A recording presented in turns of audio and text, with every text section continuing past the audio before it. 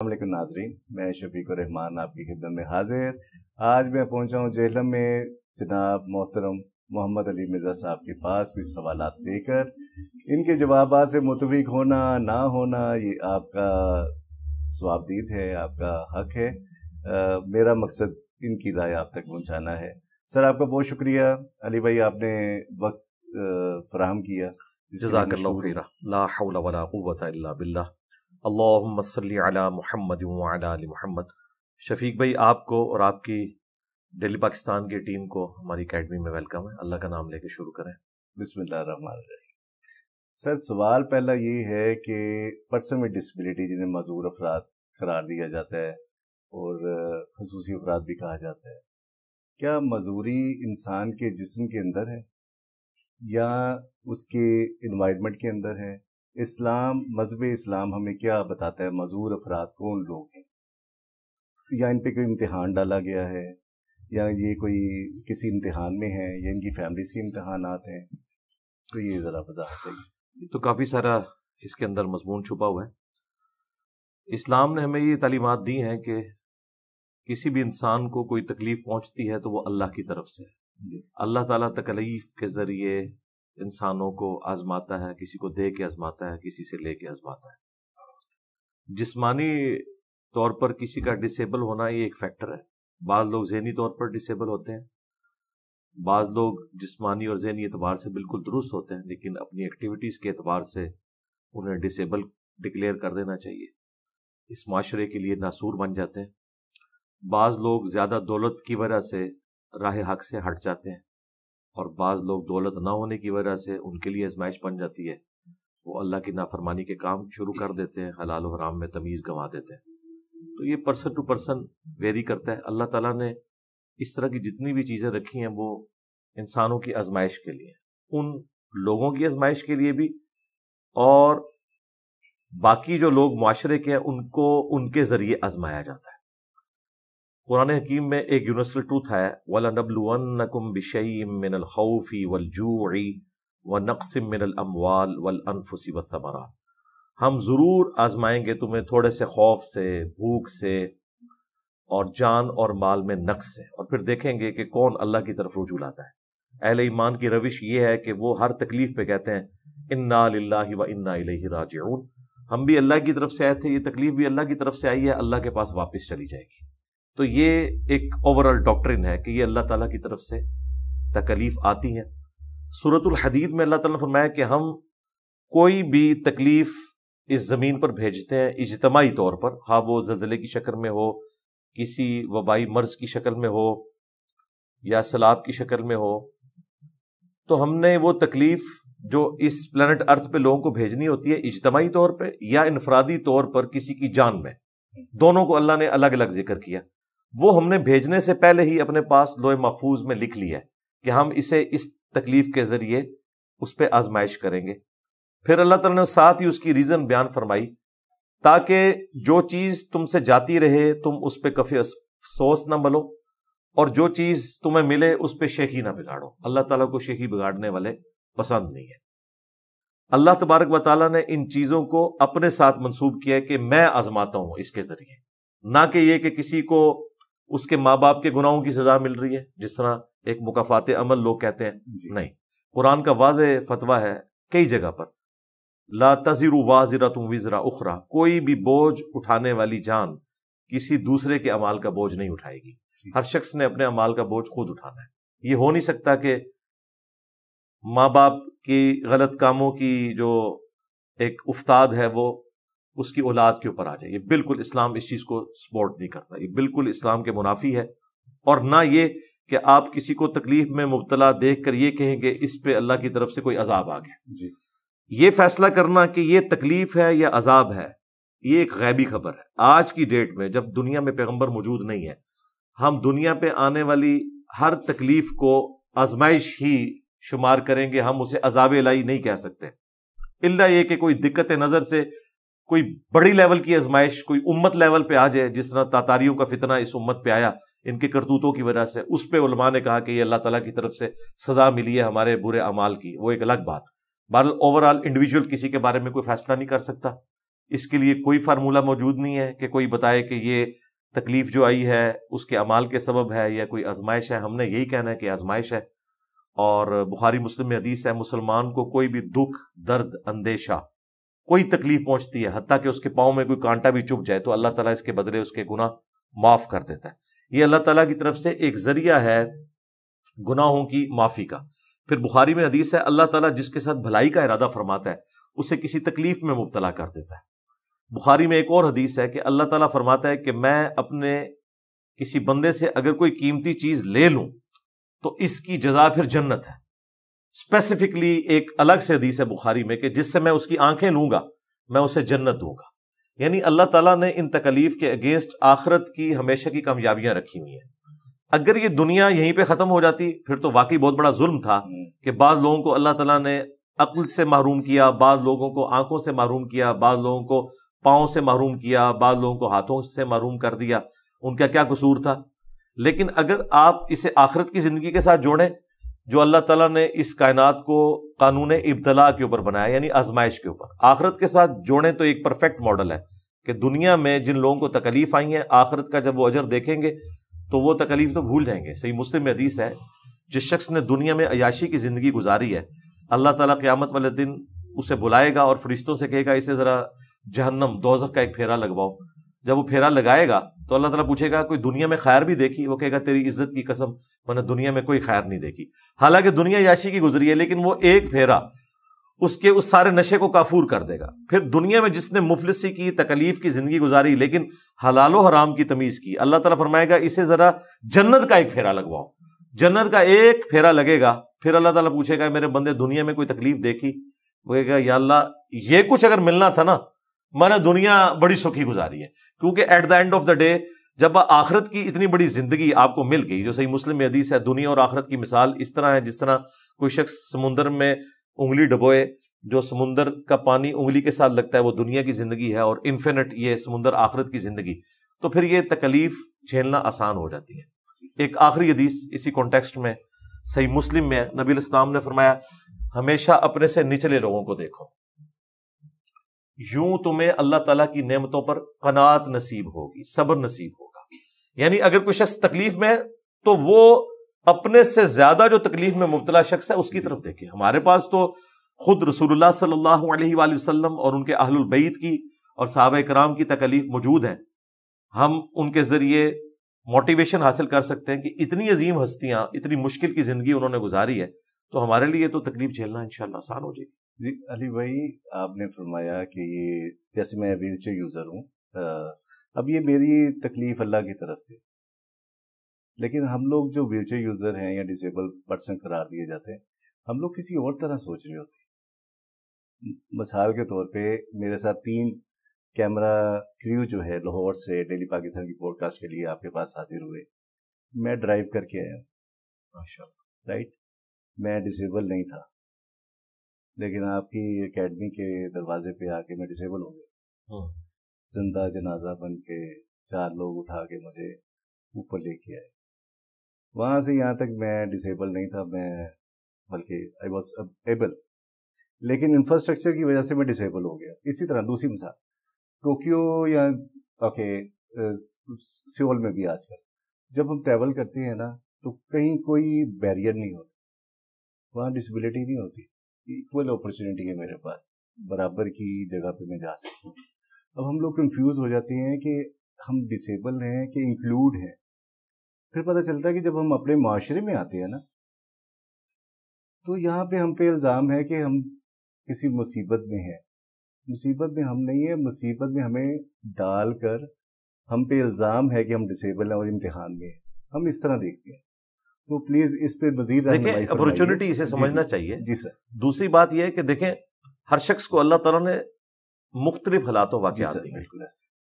ایک بندے کے اگر آزاد سلامت ہے جی لیکن اس کا انٹلیکٹ اتنے لیول کا نہیں. صحیح مسلم میں حدیث ہے کہ جو عقل اور دانائی ہے یہ بھی تقدیر سے ہے. جی آج تو سائنس مانتی ہے ورنہ تو ہر کوئی آئنسٹائن بن جاتا. جی بالکل ٹھیک ہے, ہر کوئی نیوٹن بن جاتا. یہ عقل بھی اللہ کی طرف سے ہے. ڈیٹم لیول کی عقل تو سب کو دی گئی ہے حق اور باطل میں تمیز کرنے کی, لیکن جو ایکسٹرا آرڈنری لوگ ہیں وہ تو ہیں.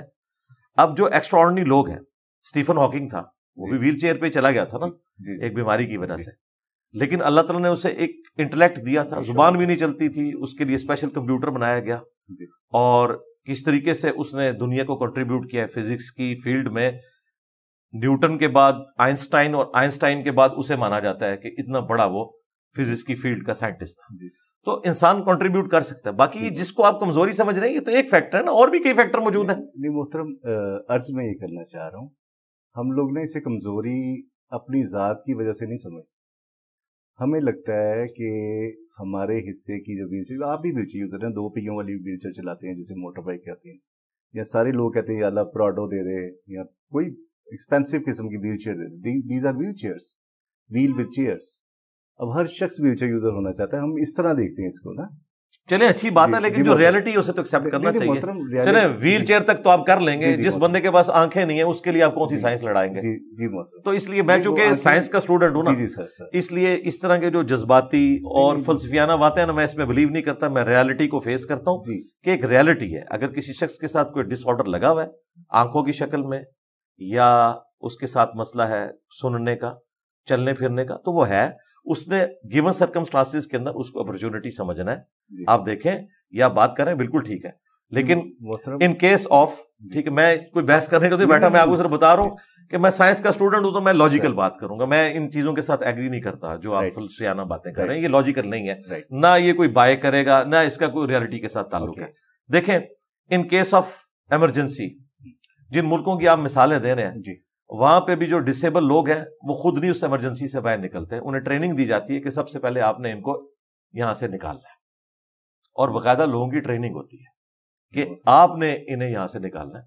ورلڈ ٹریڈ سینٹر میں جب وہ مسئلہ ہوا تھا تو جو ڈسیبل لوگ تھے، انہیں جو صحت مند لوگ ہیں انہیں پہلے وہاں سے وہاں سے نکالا ایمرجنسی ایگزٹ میں، لیکن انہوں نے ان کو اکوموڈیٹ کیا. سب سے پہلے انہیں نکالا. اس میں ایک شخص کی اپنی فیملی یا اس کا قریبی رشتہ دار بھی چلا گیا، کیونکہ وہ باقی لوگوں کی ہیلپ کر رہا تھا. اس نے کہا نہیں، یہ پہلے میں معذور لوگوں کی ہیلپ کروں گا، بعد میں ان کو دیکھوں گا. تو ایک ریالٹی ہے. باقی اس پہ جتنی بحث کی جائے وہ اپنی جگہ، لیکن میں تو اس کو ان شارٹ وہ بات کر رہا ہوں کہ جو ایک عام آدمی کے لیے فائدہ مند ہو. یہ جو اس طرح کی باتیں ہیں نا، یہ پڑھے لکھے لوگ اپنے آپ کو ضرور سیٹسفائی کریں ان چیزوں سے. ریالٹی اپنی جگہ موجود ہے. جی محترم، بہت شکریہ. اصل میں علی بھائی آپ کی رہنمائی انتہائی زیادہ ضروری اس لیے ہے. اتنا آسان سبجیکٹ اس لیے نہیں ہے. ایک طرف ہمیں ہم سنتے ہیں لقد خلقنا الانسان فی احسن تقویم، اللہ نے بہترین تخلیق کیا. میرا 100% یقین ہے، یعنی میں اللہ مجھے اگر قبولیت فرمائے میں جنت میں جاؤں اگر انشاءاللہ تعالی اللہ نے چاہا، تو میں ویل چیئر پہ جانا چاہتا ہوں، کیونکہ یہ لائف سٹائل اللہ نے میری تخلیق بہت خوبصورت کی ہوئی ہے. میری اونرشپ ہے اللہ کی ذات پہ نا.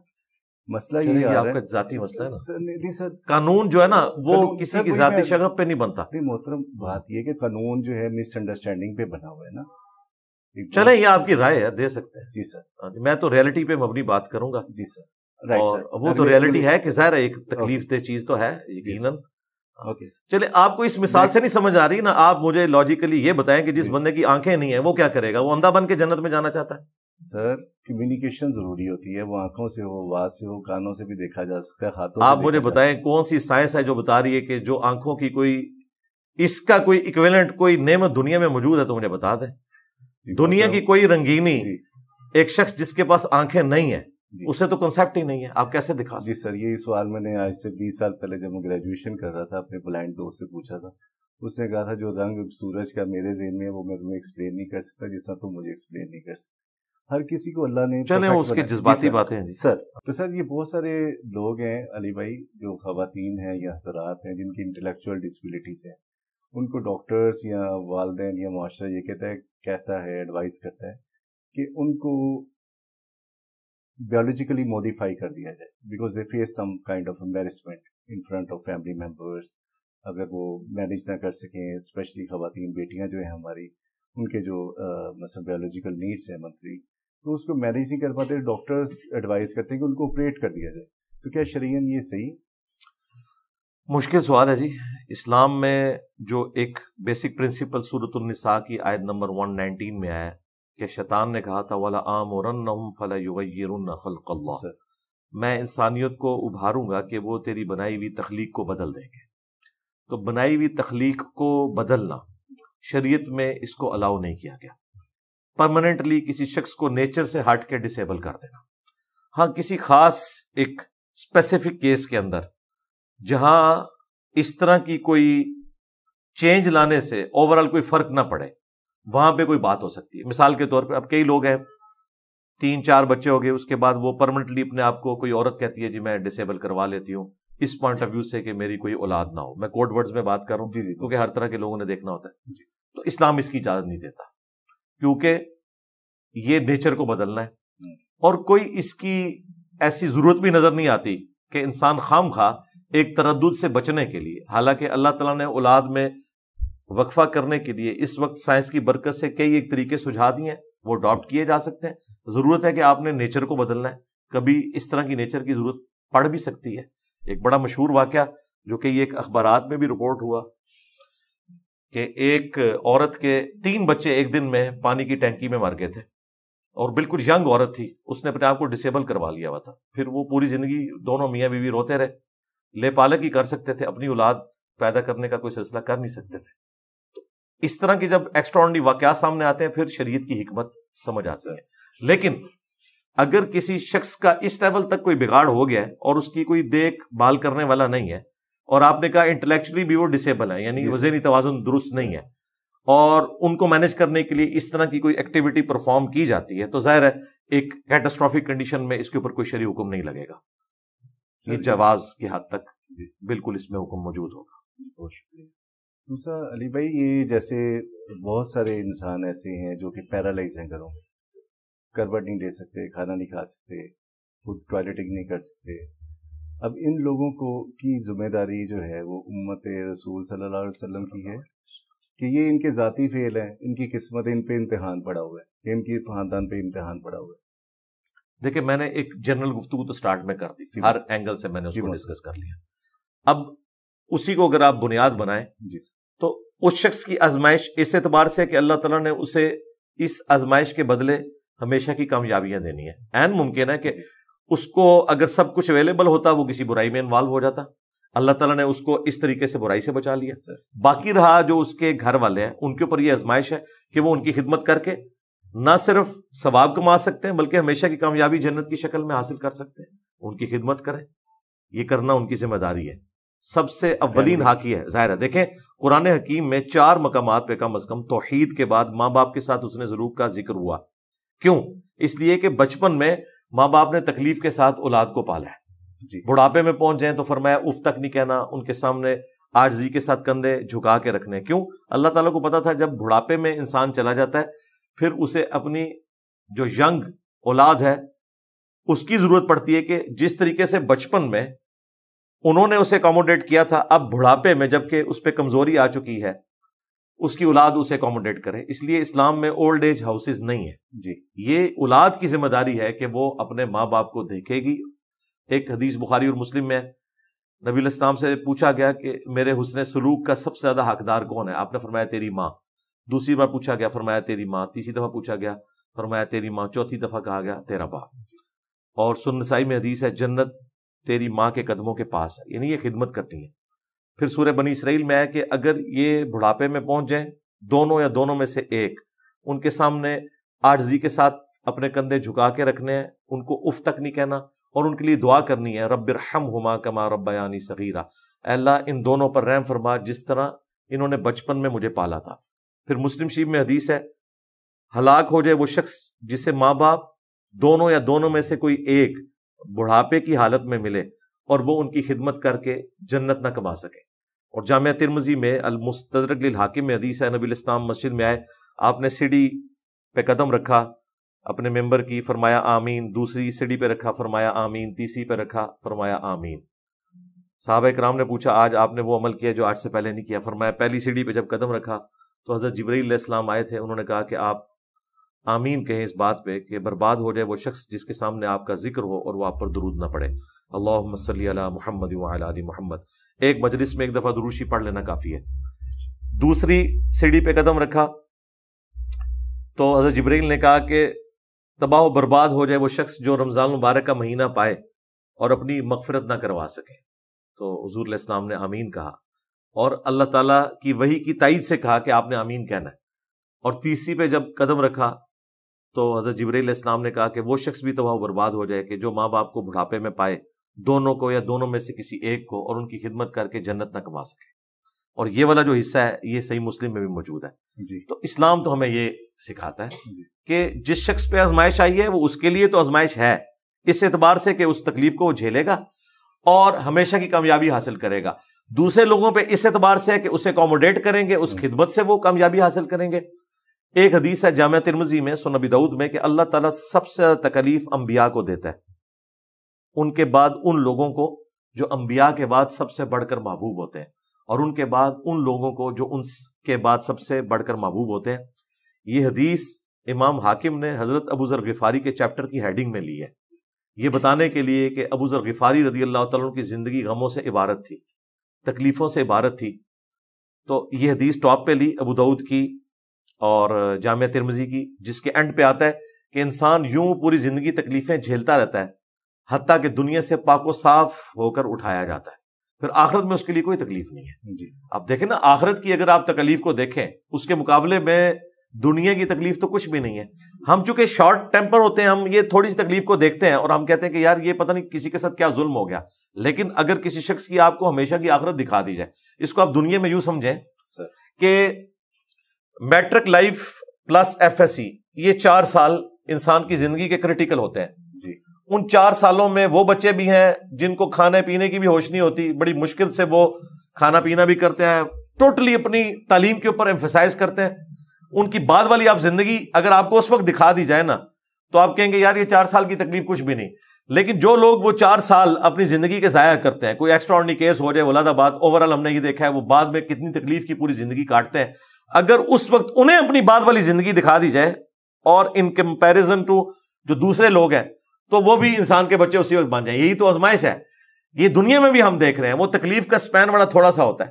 ان مع العسر یسرا، ہر مصیبت کے ساتھ آسانی ہے، ہر مصیبت کے ساتھ آسانی ہے، ہر مشکل کے بعد آسانی ہے، اللہ تعالیٰ نے وہ آسانی جوڑی بھی ہے، اور الٹیمیٹ آسانی تو اس وقت آ جانی ہے جب انسان نے مر جانا ہے۔ یہی دعا ہے، انا للہ و انا الیہ راجعون، ہم بھی تو اللہ کی طرف سے آئے تھے، ہم نے واپس چلے جانا ہے۔ یہ تکلیف بھی جو آئی ہے ایک دن تو یہ تکلیف ختم ہونی ہے نا، 60 سال بعد، 70 سال بعد، پھر کھربوں سال کی زندگی سے اسے کمپیئر کریں، صرف آخرت کا جو 50,000 سال کا دن ہے نا، دنیا میں 60 سال کی زندگی اس کے مقابلے پہ 3 منٹ بنتی ہے۔ آخرت کا دن، جنت کی نہیں بات ہو رہی، صرف دن آخرت کی جو تکلیف کا دن ہے 50,000 سال کا، اسے 60 سال کے ساتھ کمپیئر کریں تو 3 منٹ کی زندگی بنتی ہے۔ اس 3 منٹ کی تکلیف کو انسان اتنا بڑا سمجھ لے، جب لوگ آخرت میں اپنا اجر دیکھیں گے۔ یہی میں نے شروع میں عرض کیا تھا کہ آخرت سے جوڑے بغیر اگر آپ ایبسولوٹلی کنسیڈر کریں گے نا دنیا کی زندگی کو، تو یہ دنیا رہنے کے قابل نہیں ہے، ٹھیک ہے؟ اسی لیے لوگ پیسمسٹک موڈ میں چلے جاتے ہیں۔ جو کچھ ہٹلر نے یہودیوں کے ساتھ کیا، اس کے بعد تو یہودیوں کو ختم ہو جانا چاہیے تھا۔ آج دنیا پہ رول کر رہے ہیں، 80 نوبیل پرائز وہ لے چکے ہیں۔ کیوں؟ انہوں نے اپنے آپ کو کنسنٹریٹ کیا، دنیا میں نام کمایا، ان کا دنیا ختم نہیں ہو گئی، ٹھیک ہے، نیکسٹ دیکھیں گے۔ اور جن لوگوں کے ساتھ یہ ظلم ہوا ان کو بدلہ آخرت میں ملے گا، باقی جو ان کے عقائد کا معاملہ ہے وہ الگ سے، لیکن اللہ تعالیٰ کے صفت عدل کا تقاضا ہے کہ دنیا میں جس نے کسی کو ناحق قتل کیا اس کے بدلے میں اسے ایک دفعہ قتل کیا جائے گا۔ ہٹلر نے تو ایک دفعہ گولی مار کے خودکشی کر لی ہے نا، لیکن جو اس نے 6 لاکھ یا 60 لاکھ ہولوکاسٹ میں یہودی قتل کیے، ان کے بدلے میں اسے آخرت کا عذاب ہونا ہے، اور یہ اللہ ہی دے سکتا ہے۔ دنیا میں جو کچھ ہمارے یہاں ایک ڈکٹیٹر نے لال مسجد میں کیا، دنیا کی عدالت اسے ایک دفعہ پھانسی دے سکتی تھی نا، ان مظلوم بچوں کے اوپر کیے گئے اس ظلم کے بدلے میں، لیکن اللہ کی عدالت میں دنیا میں جو اس نے تکلیف کاٹی وہ الگ، جو آخرت کا عذاب ہے وہ تو باقی ہے، وہ دنیا میں کوئی نہیں دے سکتا۔ بہت شکریہ۔ اچھا علی بھائی، اب تھوڑا سا ٹاپک تھوڑا سا ٹویسٹ کرتی ہیں، ٹائم بھی شارٹ ہے۔ 2014 سے لے کر جنوری 2023 دسمبر تک پاکستان میں 30 لاکھ ایکسیڈنٹ ہوئے، جن میں 34 لاکھ لوگ زخمی ہوئے، 46,000 لوگوں کو اسپائنل کارڈ انجری یعنی کہ پرماننٹ ڈسیبلٹی ہوگی، 35,500 لوگ جان سے گئے ان 9 سالوں میں۔ یہ ڈبل 1 ڈبل 2 کا ڈیٹا ہے، یعنی کہ مفروضہ نہیں ہے، باقاعدہ جی ہوگا، بلکہ اس سے بھی زیادہ ہی ہوگا جی۔ یہ وہ ہے جو رجسٹرڈ ہوگا، جی رجسٹرڈ ہے۔ سوال یہ ہے کہ جو سڑکوں پہ لوگ ناحق جان سے جا رہے ہیں، اس کا گناہ کس کو ہے؟ کیا وہ روزی روٹی کے لیے لکھ رہے ہیں تو وہ شہید کہلائیں گے؟ یہاں پہ ناحق قتل کر دیے گئے جہالت کی وجہ سے، یعنی یہ کہاں شمار ہوں گے؟ اور یہ امت کے جو اتنے امتی یتیم بچے ہو گئے یا والدین بوڑھوں کو چھوڑ کے چلے گئے، نوجوان روٹی روزی کے لیے نکلے تو واپس آئے تو 46,000 لوگ جو تھے صبح زکوٰۃ دینے والے تھے، واپسی پہ ڈسبلٹی کے بعد وہ زکوٰۃ لینے والے بن گئے۔ تو سوال یہ ہے کہ اس ساری سچویشن میں اس کو ممبر سے یا مسجد سے ہماری زندگیوں میں ٹریفک قوانین کی پاسداری کو کبھی کیوں ایڈریس نہیں کیا جاتا؟ یعنی یہ جانوں پہ ظلم ہو رہا ہے نا سر، پریکٹیکل لوگ کیا جانا چاہیے۔ دیکھیں ہم نے تو بارہا اپنے پلیٹ فارم سے اسے اٹھایا، میں نے تو آلموسٹ پچھلے 8-10 سال میں کئی ایک ویڈیوز کے اندر اسے ڈسکس کیا، اور اسپیسیفکلی مفتی اعظم سعودیہ کا ایک فتویٰ بھی میں نے کوٹ کیا تھا، وہاں اوور سپیڈنگ کے اوپر مفتی اعظم سعودیہ نے یہ فتویٰ نکالا تھا کہ جو اوور سپیڈنگ کی وجہ سے مر جاتا ہے وہ خودکشی کی موت مرا ہے، اور اس کا کوئی بلڈ منی بھی گورنمنٹ ادا نہیں کرے گی۔ دیکھیں انسان کے بنائے ہوئے جو قوانین ہیں نا، ان میں اگر پہلے نمبر پہ میں کوئی قانون سمجھتا ہوں نا کہ جو ایک سمجھ لیں الہامی قوانین کے بعد سب سے بڑا کوئی قانون انسان بنا سکتا ہے، وہ ٹریفک قوانین ہے، اگر آپ انہیں فالو کریں۔ یقین کریں یہ ایوالو ہوئے ہیں نا، کتنی محنت کے بعد یہ چیزیں ایوالو ہوئی ہیں۔ اگر ٹریفک قوانین کو دیکھا جائے، یہ اتنی بڑی انسانیت کی خدمت ہے جو ایک دن میں نہیں ہوئی، ظاہر انسان نے سیکھا، پھر اسے ایوالو کرتے کرتے یہاں تک لے کے آئے۔ یہاں پہ جتنے بھی ایکسیڈنٹ ہوتے ہیں یا دنیا میں کہیں بھی، یہاں زیادہ اس لیے ہوتے ہیں کہ لوگوں کو اویئرنیس نہیں ہے، اور اسی طریقے سے بغیر لائسنس کے بھی لوگ نکلتے ہیں، جو لائسنس بھی جنہوں نے لیے ہوئے انہوں نے بھی کوئی ٹریفک قوانین پڑھے نہیں ہوئے، جنہوں نے پڑھے ہوئے وہ عمل بھی کوئی نہیں کرتے، وہ کہتے ہیں جی ٹھیک ہے سب کچھ چلتا ہے۔ اس لیے کوشش کرنی چاہیے خود تو عمل کریں، آپ اپنی اولاد کی بھی تربیت کریں، انہیں بتائیں کہ یار ٹریفک قانون کو فالو کرنا یہ آپ کی اپنی زندگی کے لیے ضروری ہے۔ آپ یہ نہیں کہہ سکتے کہ میں اپنی سائڈ پہ جا رہا تھا، سامنے سے رانگ سائڈ سے کسی نے ٹھوک دیا، آپ نے اس کی غلطی کو بھی خود اکوموڈیٹ کرنا ہے، آپ نے آخری درجے میں کوشش کرنی ہے۔ پاکستان میں تو سڑک پار کرتے ہوئے 1 وے کے اوپر 2 وے کے اوپر آپ نے احتیاط کرنی ہے، ایون 1 وے ہے تب بھی آپ نے یہ نہیں دیکھنا کہ جی میں دائیں طرف دیکھوں کہ یہ ٹریفک جا رہی ہے میں کراس کر جاؤں، کوئی نہیں، ادھر کوئی نہیں پتا یہاں سے بھی کوئی آ رہا ہو، حالانکہ یہاں سے آنے والی روڈ پرلی طرف ہے۔ آپ نے دوسروں کی غلطی کو بھی اکوموڈیٹ کرنا ہے، لوگوں کو ایجوکیٹ بھی کرنا ہے۔ باقی یہ جو آپ نے ٹاپک ڈسکس کیا یہ تو پرسن ٹو پرسن ویری کرتا ہے، ایکسیڈنٹ کی نوعیت کیا تھی، ہم ہر ایک ٹاپک کے اوپر الگ الگ بول سکتے ہیں۔ ایک تو ہے کسی نے ایکسیڈنٹلی کسی کو قتل کر دیا، صرف ایک فیکٹ ٹریفک قوانین کا تو نہیں ہے، یہاں پہ تو مسئلہ روڈز کا بھی ہے، یہاں پہ گاڑیوں کا بھی مسئلہ ہے۔ اوور آل لوگ جس طرح یہاں پہ ایک ایٹم بم لیے پھر رہے تھے کچھ عرصہ پہلے، شکر ہے اب یہ CNG والی گاڑیاں ختم ہوئی ہیں۔ 1997 میں یہ پہلی دفعہ شروع ہوا تھا سلسلہ، اور جو اس وقت وہ جو ڈاکٹر تھے حلال رضا، انہوں نے اس وقت کہا تھا کہ آپ نے اس کا خیال ضرور رکھنا ہے، پیریوڈک ٹیسٹنگ کروانی ہے، ورنہ ایک دن آئے گا پاکستان میں روزانہ ایک آدھ گاڑی میں یہ پھٹا کریں گے بم کی شکل میں۔ اور وہ سلسلہ شروع ہو گیا تھا، کیوں؟ یہاں پہ جعلی موریں لگواتے ہیں انہی سلنڈرز کے اوپر، حالانکہ ان کی لائف بھی ایکسپائر ہو چکی ہوتی ہے۔ ظاہر ہے ہر دفعہ آپ جب اس میں گیس انڈر پریشر بھرتے ہیں تو اس میں پرماننٹ سٹرینز پیدا ہونا شروع ہو جاتے ہیں، جو ملٹی پلائی ہوتے ہوتے ایک وقت آتا ہے کہ وہ استعمال کے قابل نہیں۔ یہاں لوگ کہتے ہیں بالکل ٹھیک ہے، آکسیجن سلنڈرز کے اندر بھی کئی لوگوں نے بھری، کچھ عرصے بعد پھٹ گئی، موٹر وے پہ آپ نے کتنے ایکسیڈنٹس دیکھے ہیں۔ تو صرف ٹریفک قوانین کا مسئلہ نہیں، کئی اور چیزیں جڑی ہوئی ہیں اس کے ساتھ۔ ڈرائیورز کی ٹریننگ، باہر کے ملکوں میں تو باقاعدہ ان کے پاس ریکارڈ ہوتا ہے کہ ڈرائیور کتنے گھنٹے سے ڈرائیو کر رہا ہے، اب یہ اس قابل بھی ہے کہ نہیں۔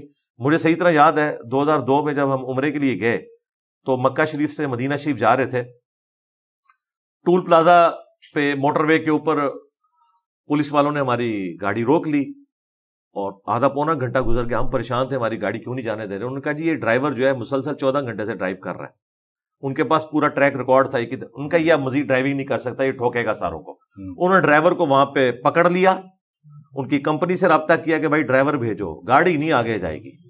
تو وہ تو ہمارے ساتھ بہت نیکی کر رہے تھے، اس وقت تو ہمیں غصہ آ رہا تھا، ہم 1.5-2 گھنٹے لیٹ ہو گئے، لیکن نہ پہنچنے سے لیٹ پہنچنا وہ بہتر ہے۔ تو یہ قوانین باہر کے ملکوں میں لوگ اس کے اوپر عمل کرتے ہیں، اس لیے حادثات سے بچتے ہیں۔ اس کے باوجود کبھی کوئی کیٹاسٹرافک کنڈیشن اس طرح کی آ جاتی ہے، اللہ تعالیٰ کی طرف سے کوئی تقدیر غالب ہوئی، کسی شخص کا ایگزٹ اسی طریقے سے لکھا ہے، وہ اپنی جگہ ہے۔ لیکن پھر بھی اگر کسی نے کسی کے ساتھ کوئی زیادتی کی ہے، دنیا میں قانون اسٹیبلش ہوگا۔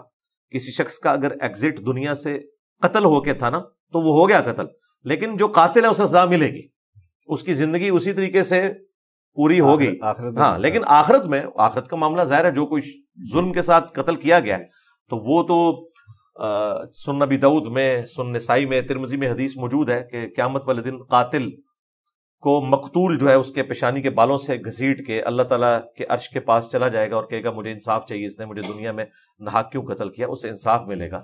وہ ساری چیزیں اپنی جگہ. اس طریقے سے شہادت کی موت بھی ہے, اس میں کوئی شک نہیں ہے, بشرطے کہ وہ رزق حلال کے لیے نکلا ہو. یہ نہیں ہے کہ وہ کسی کو دھوکہ دینے نکلا ہے, وہ تو فیصلہ آخرت میں ہونا ہے. باقی یہ اویئرنیس کی ضرورت ہے, کسی ایک چیز نہیں, کئی ایک چیزیں جن میں ہمیں اویئرنیس کی ضرورت ہے. آپ تو یہ صرف دیکھ رہے ہیں, مجھے بتائیں, میں نے موٹر وے کے اوپر دیکھا ہے اتنے ایجوکیٹڈ لوگ ہیں, انہوں نے اپنے بچوں کی یہ تربیت نہیں کی, وہ پانی پی کے اسی طریقے سے پانی کی بوتل موٹر وے کے اوپر پھینک دیتے ہیں. اب اس کی وجہ سے ایکسیڈنٹ ہو سکتا ہے. تو لوگوں کا کئی جگہ پہ تربیت والا فقدان موجود ہے. میڈیا کو بھی چاہیے ان چیزوں کو ہائی لائٹ کرے, لیکن اولین ذمہ داری جو ہے وہ ماں باپ کی ہے, وہ اپنی اولاد کی ٹریننگ کریں اور پریکٹیکلی خود بھی اس کے اوپر عمل کریں. اگر میں خود اشارہ توڑ رہا ہوں اور میں یو ٹرن غلط لے رہا ہوں تو میں اپنی اولاد کو کبھی اس اعتبار سے ٹرین نہیں کر سکتا, مجھے خود بھی اس پہ عمل کرنا. سر اس پہ شرعی طور پر کوئی فتویٰ وغیرہ لگ سکتا ہے کہ ان ٹریفک قوانین کی پاسداری کریں جس سے انسانوں کی جان کو خطرہ ہو؟ ہاں, کوئی اس کی تعزیراً دیکھیں, جو اللہ تعالیٰ نے حدود بیان کی ہیں, وہ بڑی بڑی سزائیں جو بیان کر دی ہیں مختلف جرائم کے اوپر, ان کو حدود اللہ کہا جاتا ہے. اس کے بعد قاضی کے اوپر چھوڑا ہے, تعزیراً سزا کوئی بھی دی جا سکتی ہے. مثلاً گورنمنٹ یہ سزا دے سکتی ہے کہ جو شخص اس طریقے سے ٹریفک قانون توڑتا ہے اسے 1 ہفتے کے لیے قید میں ڈال دیا جائے گا. یا کوئی شخص کالج کے باہر لڑکیوں کو چھیڑتا ہے, اسی کالج کے باہر ایک پنجرے میں اسے قید کر دیا جائے گا, جس طرح انڈیا کی ایک عدالت نے فیصلہ کیا تھا. تو اس قسم کے کوئی جو اس معاشرے میں آپ بہتر سمجھتے ہیں, کوئی پرماننٹلی ڈس آرڈر کسی کے ساتھ نہ کرے, اس کی اصلاح کے لیے کوئی سزا اس کے اوپر کی جا سکتی ہے, اور وہ بھی پرسن ٹو پرسن ویری کرے گی. یہ نہ ہو کہ وہ کسی اور ذہنی کیفیت میں چلا جائے, کوئی خودکشی نہ کر لے. بعض لوگ ایسے بھی ہوتے ہیں, وہ بندوں کو دیکھ کے اس اعتبار سے قاضی فیصلہ کر سکتے. سزا دینی چاہیے, بالکل دینی چاہیے. بہت شکریہ, آپ نے جو ٹائم مجھے عنایت فرمایا تھا وہ ختم ہو گیا. ایک سوال اگر جی کریں, جو آپ کا بہت فیوریٹ موضوع ہے, شرک پہ آپ نے بہت ساری ایجوکیشن دی لوگوں کو اور ہمیں بتایا کہ توحید کی برکات کیا ہیں. تو سر پاکستان کا جو نظام ہے اس میں ہر محکمے کے اندر شخصیت پرستی کا راج ہے. یہ شرک کی کون سی قسم ہے؟ کیا یہ ہمارا پورا سسٹم مشرک سسٹم نہیں ہے کہ ہم لوگ تو صاحب کے موڈ کے اوپر اپنی ساری زندگی گزار رہے ہوتے ہیں؟ آپ بھی گورنمنٹ میں رہے ہیں, میں بھی تھوڑا سا گورنمنٹ میں سرو کیا میں نے بھی بیت المال میں. تو جب تک باس کا موڈ اچھا ہے تب تک سب کچھ صحیح ہے. اچھا آئی جی آ گیا, پولیس کا محکمہ صحیح ہو گیا, اچھا جج آ گیا, جسٹس کا. میں پرسنالٹی اورینٹیڈ سوسائٹی ہے نا ہماری, تو یہ شرک نہیں ہے کہ آپ اللہ کی صفات میں انسان کو داخل کر کے اسی کو فالو کر. پریکٹیکلی تو ہم انسانوں کو باس کو فالو کر رہے ہیں نا.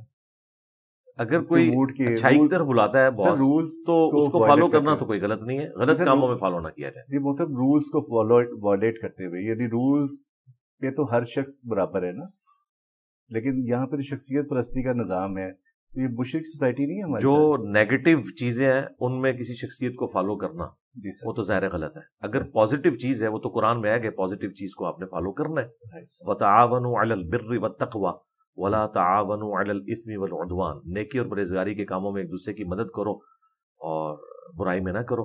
حتیٰ کہ صحیح مسلم میں ہے کہ کسی نے اگر کوئی اسلام میں اچھا طریقہ جاری کیا, جتنے لوگ اس پہ عمل کریں گے ان تمام کا ثواب بھی اس ایک بندے کو ملے گا جس نے بارش کا پہلا قطرہ بنا ہے.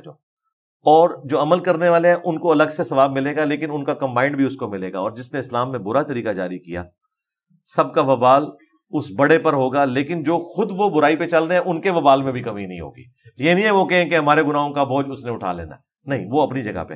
باقی یہ جو آپ نے اپنے معاشرے کی کمزوری بتائی, تو یہ معاشرہ یورپ کا معاشرہ اس سے بھی زیادہ برا تھا, لیکن آج وہاں پہ عدل و انصاف ہے. انہوں نے جنگوں کے بعد سیکھا. میں دیکھتا ہوں کہ دنیا میں 20ویں صدی میں اگر کسی نے کوئی معجزہ دیکھنا ہے تو ورلڈ وار 2 کے بعد یورپ کیا سے کیا ہو گیا. وہ لوگ جو کروڑوں لوگوں کے قاتل تھے, ڈریکولا تھے, آج وہ ایک بلی کو بھی مرتے ہوئے دیکھتے ہیں ان کے آنسو نہیں رکتے. یہ اتنا بڑا معجزہ ہو گیا کہ انہوں نے لرن کیا, اور انہوں نے اپنے اداروں کو مضبوط کیا. اس لیے ڈیوڈ کیمرون وہ جب ایک ہاسپٹل میں گیا ہے, آپ نے دیکھا ہے اس کو ڈاکٹر نے ڈانٹ کے وہاں سے نکالا ہے کہ تم میری اجازت کے بغیر کیسے یہ کر سکتے ہو, اس مریض کو تو اس وقت یہ حالت ہی نہیں کہ تم یہاں آ کے اس کو ملو. یہاں پہ اگر کسی پرائم منسٹر نے, پریزیڈنٹ نے, آرمی چیف نے کسی ہاسپٹل کا وزٹ کرنا ہوتا ہے تو بعض اوقات فالتو مریضوں کو اٹھا کے وہاں سے لے جاتے ہیں جی, جگہ کھلی کرنے کی, اور بھرتی بھی کر دیتی ہیں دکھانے, اور وہ بھی جعلی کام بھی ہوتے ہیں. وہاں پہ چونکہ عدالتیں آزاد ہیں, انہیں پتہ ہے, اس ڈاکٹر کو پتا ہے کہ میری نوکری اس بندے کے ہاتھ میں نہیں ہے, سسٹم اتنا مضبوط ہے کہ مجھے سیکیور کرے گا. ہم اس چیز کو تو ضرور بلیم کرتے ہیں کہ لوگ برائی کو فالو کر رہے ہیں, لیکن یہ نہیں دیکھتے کہ ہم نے یہ سسٹم کیسا دیا ہے. اگر کوئی شخص اچھائی کے لیے کھڑا بھی ہو تو at the end of the day وہ بھوکا ہی مرے گا سر, ٹھیک ہے. اس کو آپ بھوکے رہنے کے فضائل تو نہیں سنا سکتے. پھر وہ ان آیات اور احادیث سے سہارا لے گا جہاں انڈر پروٹیسٹ آپ برائی کو دل میں برا جانتے ہوئے اس وقت کر گزریں صرف اپنی جان کو بچانے کے لیے, وہ ان آیات اور احادیث سے سہارا لے گا اور جسٹیفائی بھی ہوگا کئی جگہ کے اوپر. اس لیے بہتر یہ کہ ہمیں نظام کو بدلنے کی ضرورت ہے. نظام کے اندر جو یہ کمزوریاں ہیں اس کو دور کیا جائے. اب اس کو کیسے دور کیا جائے وہ ہم نے کئی ایک ویڈیوز میں بتایا کہ جب تک پیور ڈیموکریٹک ویلیوز یہاں نہیں آتی, ہمارے سیاستدان لرن نہیں کرتے, ہماری جوڈیشری, ہماری فوج لرن نہیں کرتی کہ کوئی کسی دوسرے کے کام میں لچ فرائی نہیں کرے گا, اپنے کام کو ایمانداری سے کریں گے, اور کوئی صحیح کام کر رہا ہے اس کی ٹانگیں نہیں کھینچیں گے, اور 5 دفعہ اسمبلیاں اپنا وقت پورا کریں, اور جو مجرم ہے اسے سزا دی جائے. یہ نہیں کہ سارے چوروں کو اکٹھا کر کے ایک نئی جماعت بنا لی جائے اور پھر یہ اناؤنسمنٹ کر دی جائے کہ اب جو اس جماعت میں آ گیا تو وہ پاک و صاف ہو گیا, ٹھیک ہے. پھر وہ جماعت جب خلاف ہو جائے اسٹیبلشمنٹ کے, پھر ایک اور جماعت کھڑی کر لی جائے اور کہا جائے کہ جو اس میں آ گیا وہ پاک و صاف ہو گیا. یہ جو تماشا لگا ہوا ہے, اور اس میں کسی ایک ادارے کو مجرم نہیں سمجھتا. سب سے بڑا اس میں جو آپ 50% جرم کسی ایک ادارے پہ ڈال سکتے ہیں وہ اسٹیبلشمنٹ ہے, لیکن باقی لوگ بھی کم نہیں, خواہ پولیٹیشینز ہوں, جوڈیشری ہوں, ہماری بیوروکریسی ہو, ان سب لوگوں نے اپنا اپنا حصہ اس میں ڈالا ہے. سب کے سب مجرم ہے اور عوام بھی مجرم ہے. سیدھی سی بات ہے, عوام اپنے جہاں اس کو کوئی اس حوالے سے موقع آتا ہے کہ وہ کسی کو فیسیلیٹیٹ کر سکتے ہیں تو وہ تو کوئی نہیں کرتے. مثلاً اب بینک کے باہر جو قطار بنی ہوئی ہے یہ آرمی چیف نے تو نہیں بنوانی, نہ چیف جسٹس نے بنوانی ہے. اس میں جب ایک دوسرے کو لوگ پیچھے کرتے ہیں تو وہ تو خود کر رہے ہیں نا, تو عوام بھی تو عوام کو کاٹ رہی ہے نا. تو ہر کوئی دوسرے کا ساتھ زیادتی کر رہا ہے. اللہ کرے کوئی بہتری والا معاملہ ہو جائے. اور فرقوں کی دکانیں جب بند ہو جائیں گی جی تو جو نیا نظام ہوگا بغیر فرقوں والا وہ کس طرح کی دنیا ہوگی؟ جس طرح یورپ اور امریکہ میں کوئی فرقہ نہیں, دیکھ لیں سکون سے زندگی گزار رہے ہیں. وہاں کبھی کوئی ممتاز قادری پیدا نہیں ہوا. ہاں, وہاں کوئی غازی علم الدین پیدا نہیں ہوتا. کیوں؟ وہاں پہ مسلمان نہیں رہ رہے, اس لیے کہ انہیں پتا ہے کہ ہمارے مزار نہیں بنیں گے, ہم جیلوں میں جائیں گے. یہ جتنی بدماشیاں ہو رہی ہیں, خواہ کوئی پیر خانہ کر رہا ہے, کوئی مولوی کر رہا ہے, ہمارے ملک میں کر رہا ہے.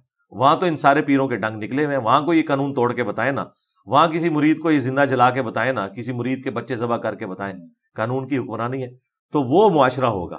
یورپ اور امریکہ میں چند ایک جو فحاشی والا ایلیمنٹ, ایک دو چیزیں اور نکال دیں تو اس پلانٹ ارتھ پہ ایک آئیڈیل معاشرہ ہے. بالکل میں اس کی تصدیق کروں گا. علی بھائی آپ کا بہت مشکور ہوں, آپ نے وقت عنایت فرمایا.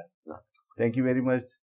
مجھے اجازت دیجیے. ناظرین آپ کا بہت شکریہ. دیکھتے رہیے ڈیلی پاکستان, شیئر کیجیے, لائک کیجیے تاکہ محبتوں کا سلسلہ بڑھتا رہے.